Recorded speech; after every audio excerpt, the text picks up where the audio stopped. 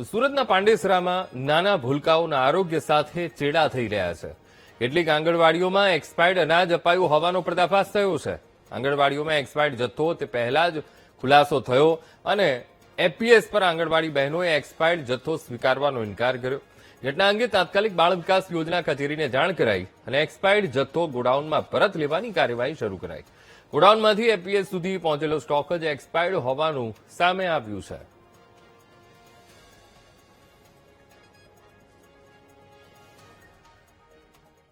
વડી કચેરી અને વિભાગમાં આ બાબતે જાણ કરેલી છે.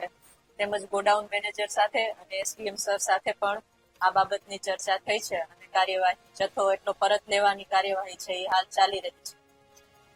ગોડાઉનમાંથી જ જથ્થો છે એ આપણે એફપીએસ ની દુકાન પર આવે છે.